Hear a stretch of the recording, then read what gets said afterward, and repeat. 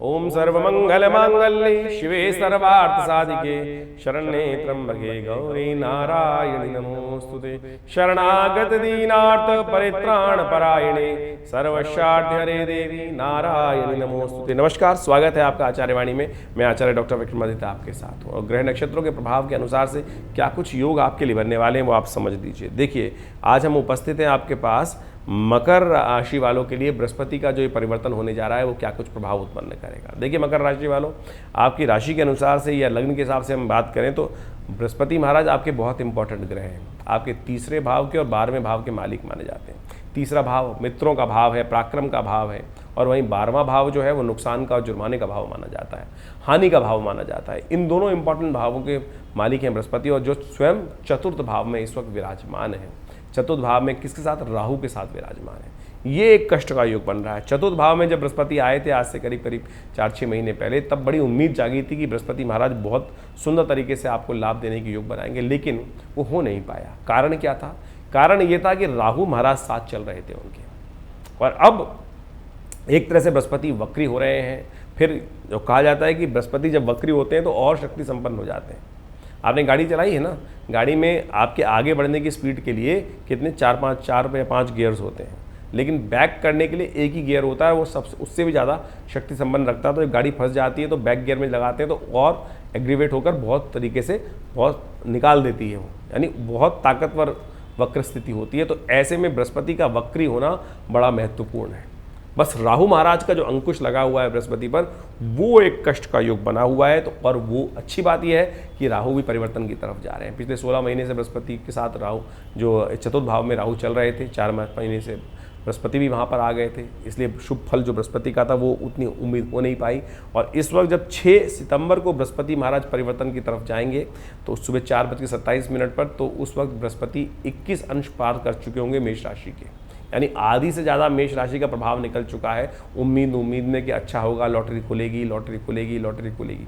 चतुर्थ भाव में गोचर में जब आते हैं तो बृहस्पति बहुत सुंदर तरीके से सुख बढ़ाने के योग देते हैं, लाभ देने के योग देते हैं, लेकिन वो पूरी तरह से खुल नहीं पा रही थी। अब क्या है कि बृहस्पति वक्री हो रहे हैं और बृहस्पति 4 महीने तक वक्री रहेंगे। 31 दिसंबर तक वक्र गति चलते चलते 21 अंश से 11 अंश पे आ जाएंगे। भरणी के तृतीय नक्षत्र तृतीय चरण से अश्विनी के चतुर्थ चरण तक वापस पदार्पण कर जाएंगे, यानी 10 अंश वापस आ जाएंगे करीब करीब। और एक दूसरी सुंदर बात क्या होगी, 30 अक्टूबर को राहु परिवर्तन कर जाएंगे, और राहु का परिवर्तन भी बहुत इंपॉर्टेंट रहेगा आपकी राशि के अनुसार से। यदि बात करें मकर राशि वालों के लिए, ये आपके संपर्कों को बढ़ाएंगे बहुत, यानी 30 अक्टूबर के बाद से हम चाहेंगे, हमें ऐसा लगता है कि एक पॉजिटिव चेंजेस की लहर आपकी राशि में, आपके जीवन में आने के सुंदर योग बन रहे हैं। देखिए इस वक्त आपकी 7.5 का अंतिम भाग चल रहा है। आपके सामने जो भी ऑफर आए बहुत सोच समझकर आपको उसको ग्रैब करने की ज़रूरत दिखाई देती है। और ऐसे में 30 अक्टूबर के बाद राहु का परिवर्तन होना, आपके तृतीय भाव में जाना, संपर्क बढ़ाने वाला भाव करना, बहुत सुंदर योग बनाने वाला योग बनेगा। और साथ साथ 4 नवंबर को शनि भी मार्गी हो जाएंगे, वो भी आगे बढ़ने के योग दे देंगे।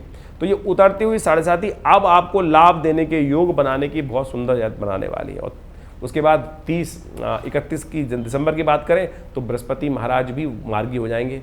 तब आपके लिए बहुत सुंदर अपॉर्चुनिटीज़ की लहर, जो पिछले करीब काफ़ी लंबे समय से 18 महीनों से आप उम्मीद लगाए बैठे थे, हर काम में रुकावट उत्पन्न हो रही थी, अब हमें दिखाई देता है कि वो किस्मत की चाबी जो है वो ताले में लगी जंग नहीं खा रही है। अब घुमाने का समय आ गया है और बहुत सुंदर तरीके से उसमें आपको लाभ के योग बनने के रास्ते बन सकते हैं, बहुत सुंदर। ऐसे में कुछ उपाय आपको अवश्य करने का प्रयास करना चाहिए।